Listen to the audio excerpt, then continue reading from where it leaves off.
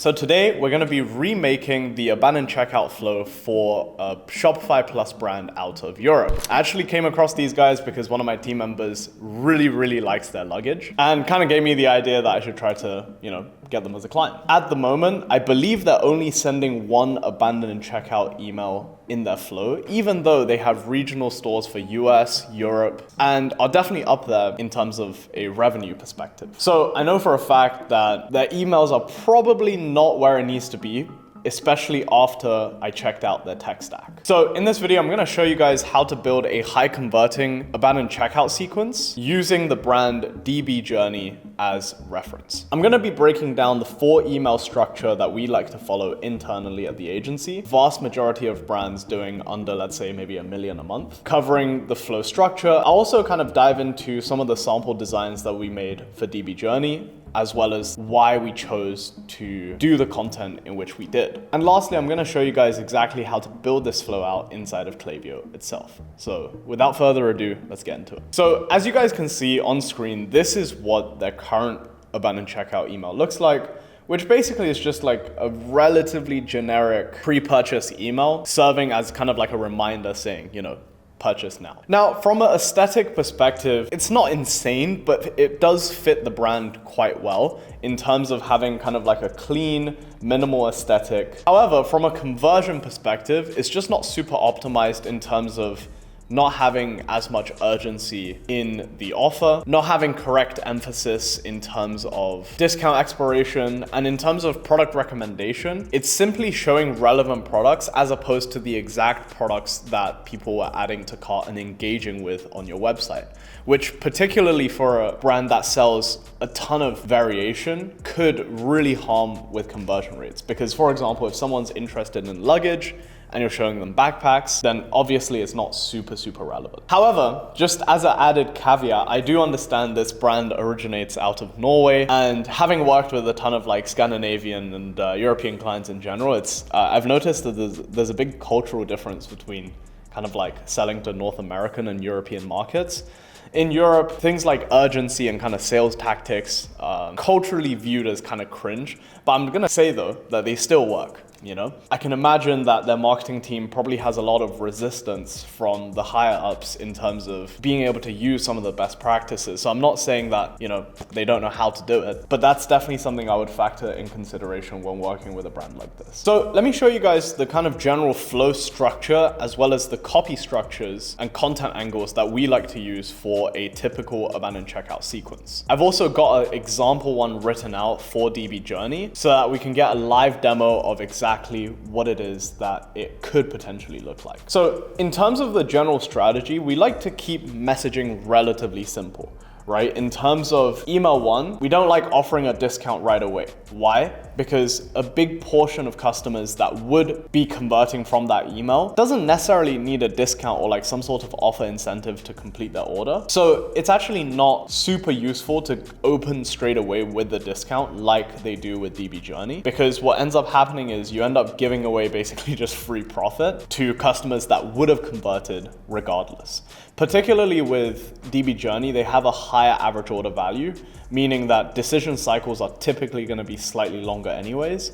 So there's not really a huge reason to give a massive incentive right off the bat for their abandoned checkout sequence. From a copy perspective, I like to keep this relatively short and conversational, with maybe a little bit of emphasis in terms of like some sort of urgency factor or some sort of scarcity factor. So for example, for the brands that are running evergreen discounts, we would always like to emphasize that the fact that the offer that is available right now is going to end soon, without necessarily needing to mention additional discounts. Now, if it's a brand like DB Journey that has a brand name, is incredibly well known, and particularly in the fashion space, we like to implement a lot of scarcity factors. So for example, saying, hey, this luggage in this color specifically is gonna sell out fast, so get yours now. Things along those lines will definitely really help with conversion. Now, another thing that's kind of missing, which is relatively basic, is the dynamic segment within their abandoned emails, which basically just means that you're pulling in dynamically what the customer is actually interested in and populating the creative inside the email. This really helps boost the relevancy of the content, allowing for more clicks as well as engagement and ultimately more conversions. In email 2, a lot of this is about objection handling, right? So by this point, they've already seen, let's say, email 1, and they kind of probably know a little bit more about your brand, but they haven't really bought yet, right? So in a consumer's mind, you're essentially constantly trying to overcome a couple of the same objections once you get the initial point of interest, which is, do I believe the product is actually good and it works and delivers results? How do I know to trust to buy from the brand? And ultimately, why I should buy right now.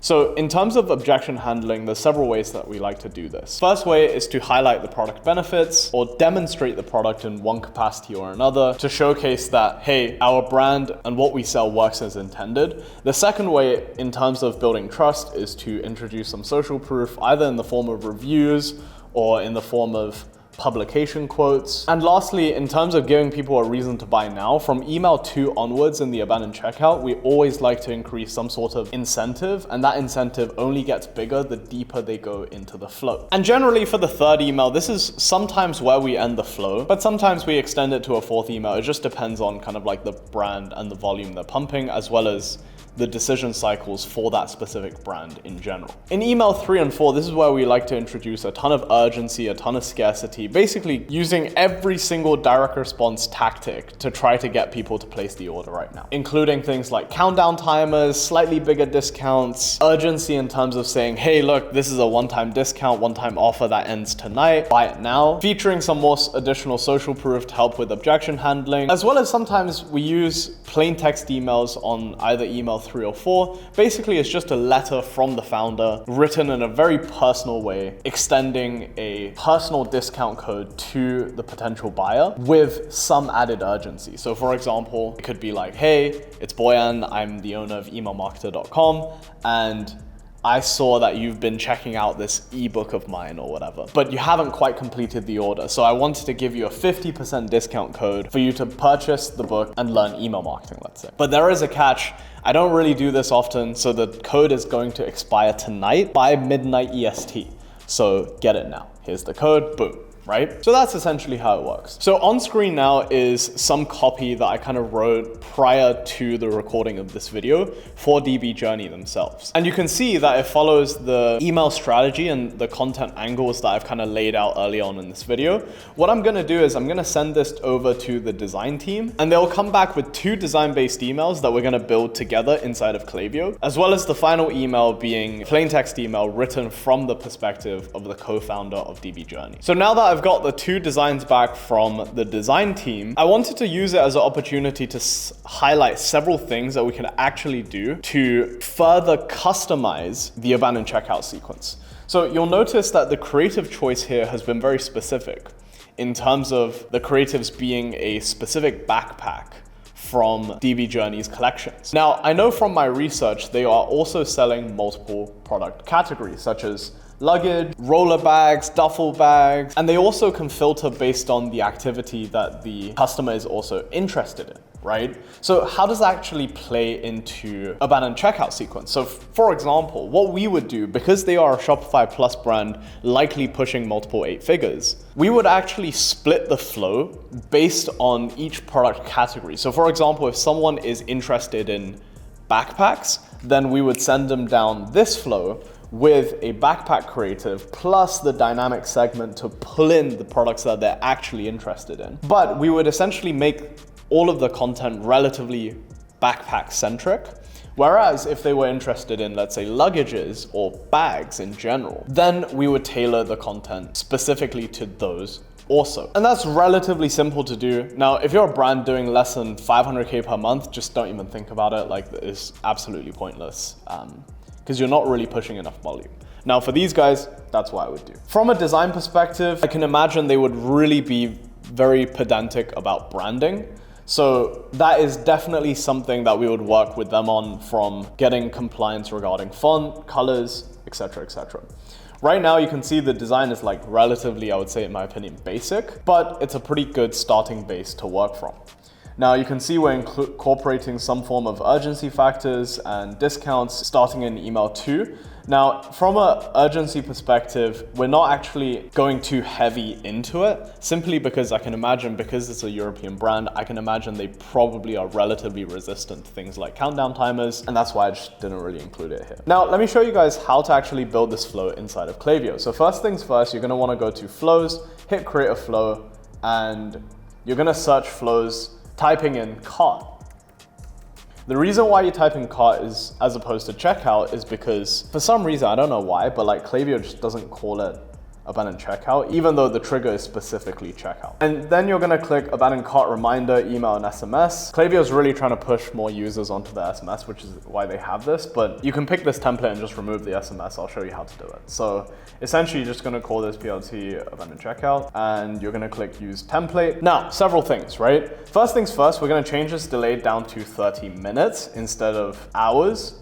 This is proven to convert. Think about it like this, right? Someone starts checkout at 6 p.m. You're only emailing them at 10 p.m. when they could be in bed, they could be putting the kids to sleep, they could be having dinner. Like, it's a bad time, right? So 4 hours is way too long, particularly if they check out at, let's say, 8 p.m. You're hitting them up at midnight, like what? Right? So it doesn't really make sense to have the delay super long. A lot of my heavy direct response clients, we actually keep this down to 10 minutes to maximize the conversion rate. However, we noticed that with anything less than 15 to 20 minutes, you tend to potentially have a slightly higher bounce rate, which could negatively impact deliverability. So if you want to be on the safe side, keep it to 30 minutes unless you kind of know what you're doing. Once you switch this delay to 30 minutes, you're going to double check placed order 0 times since starting this flow and has not been in flow in the last 7 days. And if you want to keep SMS, great. If you don't, then just delete the conditional split. So you're going to click the 3 dots, click delete, and you're going to click the yes path. So once this is deleted, you're going to switch the second email to be 23 hours and 30 minutes long. Boom. And you're pretty much good to go. So you're going to modify the subject lines, obviously, and then you're gonna dive into the email templates itself. What you're gonna do first of all is gonna delete the header block. You can keep the header section part, but then what I would do is I would delete all of these. The only thing I would really keep is just like this block right here, because it's got a lot of code in it, so I wouldn't want you guys to kind of like learn how to write this manually, which is just because it's quite long. So once you do this, you're gonna drag in a image block, and you're just gonna export the header section of your email 1. So if you're designing in Figma, it's very easy. You just press the S key to get the slicing tool, and you just slice the first portion right here, and then you slice the second portion of the email right here. In this instance, normally we custom dev the footers themselves, but in this instance, I'm just gonna ignore it for now because trying to design this inside of Klaviyo is very time consuming.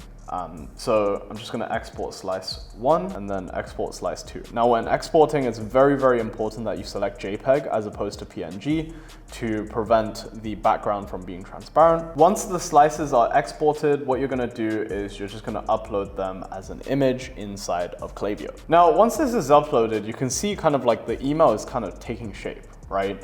The only downside is the buttons don't look quite exactly right.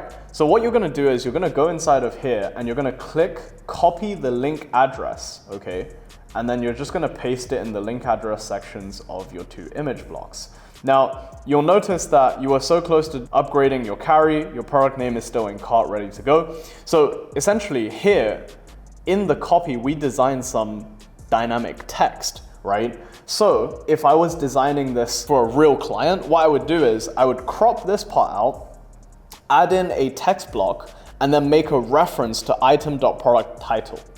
So I'm not gonna do that because it's time consuming, as I said in this video, but that's exactly what I would do if I was building this out for a real client. So once the URLs are copied, you can delete the buttons and then populate the alt text. So what I would probably say something like, almost there, your gear is ready for you to wear.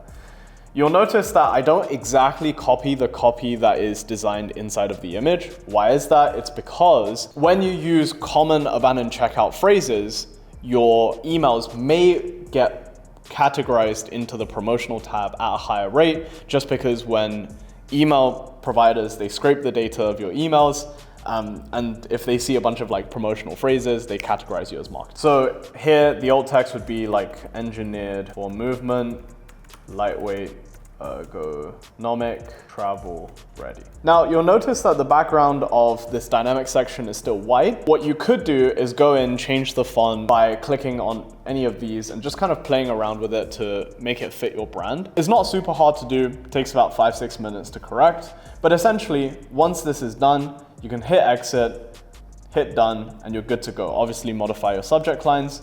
And in terms of email 2, it's the same exact story. Same thing with email 3, you just copy the plain text version in as a text block, and you're basically good to go. And just by doing that, you can see in about 20-30 minutes, we've been able to make a massive difference to the rate of cart recovery for a given brand. Because instead of having one kind of weak, unoptimized attempt at recovering the checkout, we now have 3 to 4 strategic emails that serves as a reminder to the customer without annoying them. We're introducing relevant discounts at the correct time, creating urgency around the offer, as well as at the end making it feel a little bit more personal and less spammy. So if you're still running a 1 to 2 email abandoned checkout sequence, stop what you're doing and go fix this right now. However, if you're a brand over 50, 100K a month, all the way up to about 10 million a month, and you want our team to come in and optimize your email marketing, because quite frankly, you're a busy guy and it's more efficient to outsource something like email marketing so that you have more time and attention to focus on channels that drive top of funnel growth. Book in a call with the team. We'd be more than happy to give you a free sample as well as an audit of your existing email marketing and tell you exactly what it is that we could do for you and the results that we can generate you. Thank you for watching. See you in the next one.